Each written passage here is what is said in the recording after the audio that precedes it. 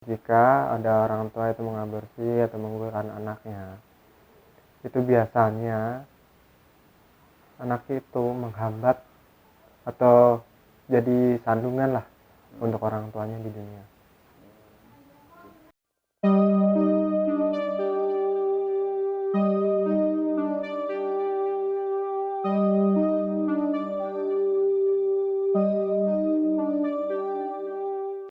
Assalamualaikum warahmatullahi wabarakatuh. Waalaikumsalam warahmatullahi wabarakatuh. Gimana kabarnya, Mas? Alhamdulillah baik. Ya, Raden gimana kabarnya? alhamdulillah saya juga baik, Mas. Alhamdulillah sehat. Kerjaan masih lancar.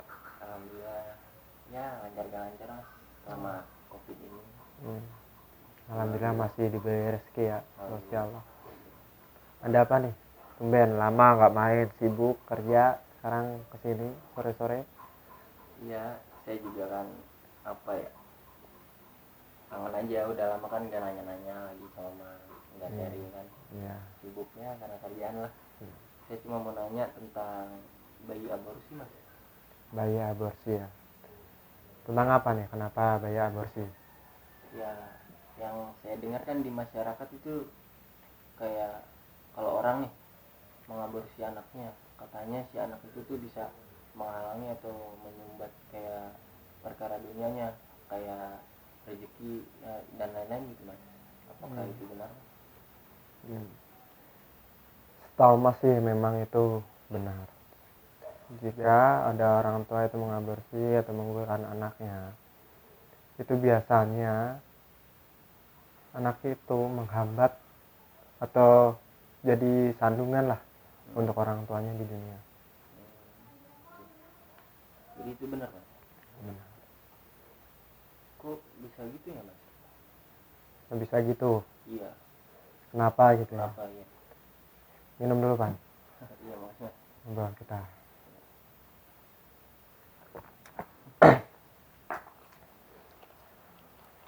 Merokok dulu ya, sambil santai.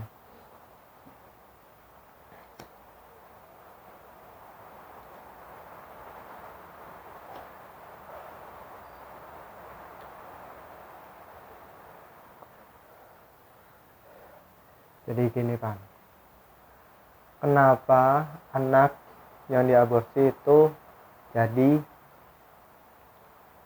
penghambat atau nyandung orang tuanya di dunia? Karena anak yang sudah meninggal ini sebenarnya itu juga harusnya masih hidup, dan mereka juga sama kayak kita. Mereka butuh kasih sayang dari orang tuanya.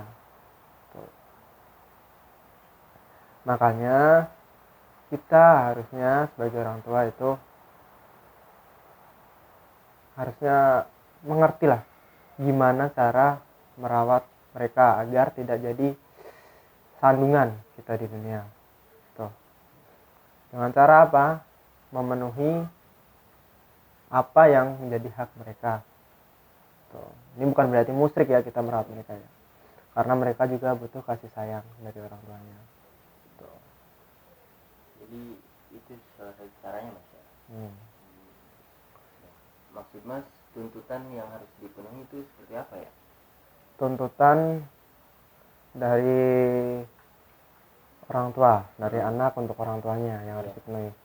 Jadi gini Pan, kan sudah disebutkan juga, kita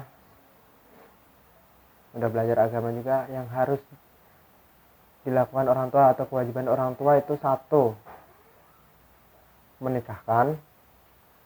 Pertama itu menyunatkan, kedua menikahkan.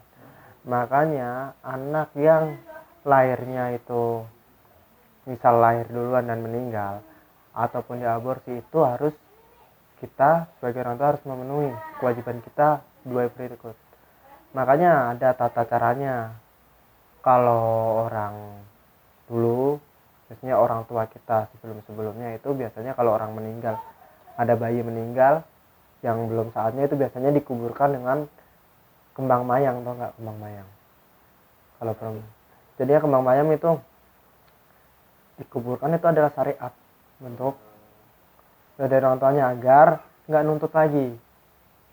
Misal anak laki-laki meninggal, itu langsung dikasih baju kembang mayang biar mereka nyari Oh iya. pasangan mereka sendirilah di alam sananya. Tuh, biar nggak nuntut lagi. Yang bisa jadi hambatan atau itu kalau orangnya nggak ngerti, orang tuanya nggak ngerti, contoh kewajiban mereka yang seperti itulah nggak diturutin.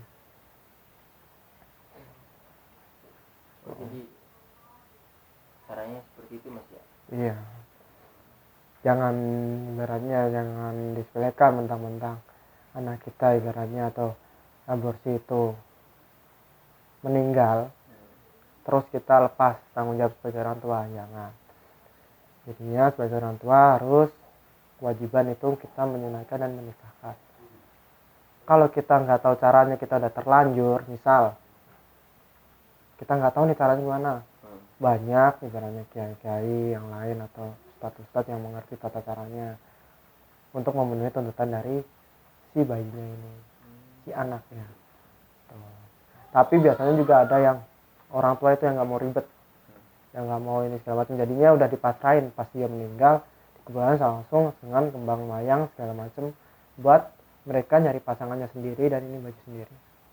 Tapi kalau memang belum diberi seperti itu, belum dilakukan tata cara seperti itu, biasanya kita orang itu ke rumah orang yang ngerti, contoh untuk menyedekahkan lah, misal orang tuanya bawa baju nih buat anaknya, soalnya kasihan Pan kalau kita nggak merawat seperti itu, dia di sana kasihan, dia cuma pakai apa ya ini ya, kayak istilahnya nih, mohon maaf ya, kayak kolor aja lah, kolor yang segitiga tuh cuma nggak pakai baju, nggak pakai celana, dia kedinginan di sananya. Dan ini juga kok bisa loh kalau disalahgunakan sama orang-orang yang nggak bertanggung jawab, si jabang bayinya ini, si rohnya ini ya, karena ini roh suci. Oh itu masih roh suci. Itu masih roh suci. Jadi makanya kan ada orang kejadian kalau kesurupan yang misal roh kayak gini nih, jabang bayi kayak gini, keluarnya kan susah. Karena apa ya, kalau kita kesurupan, kalau orang Jawa itu nyebutnya las. Las yang lahir di aborsi segala macam tuh.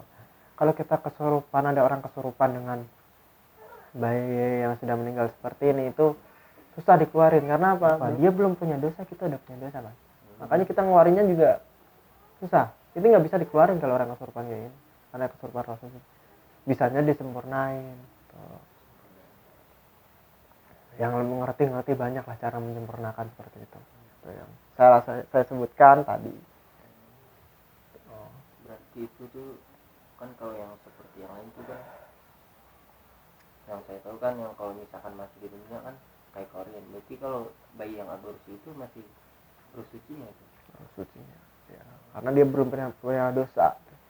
Ini juga bisa disalahgunakan sama orang-orang yang bertanggung jawab.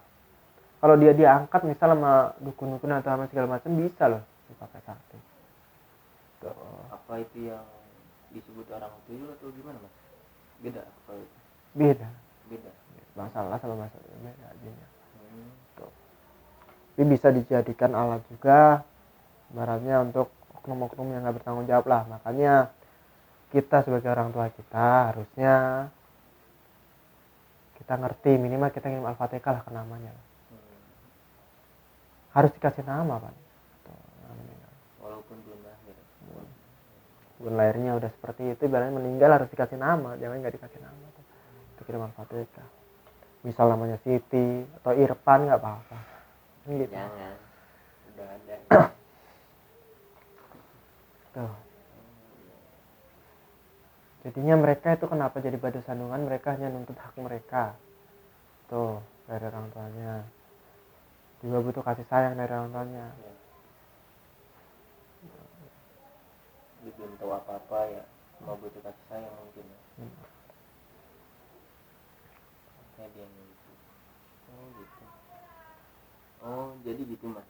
Berarti kalau yang aborsi gitu, si bayinya itu harus disempurnakan Mas? Benar. Juga harus, kalau misalkan nggak mau kayak yang tadi Mas sebutkan itu, berarti harus apa namanya?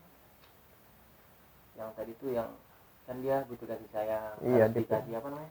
kita sebagai orang tua harus mengerti lah kewajiban kita, kan emang udah tuntutan itu sebenarnya tuntutan dari mereka. Makanya ada tradisi seperti itu, misal yang nggak mau ribet dikasih kembang mayang dua, biar dia nyari sendiri, udah dipasrahin lah. Kalau untuk masalah menyempurnakan banyak yang bisa.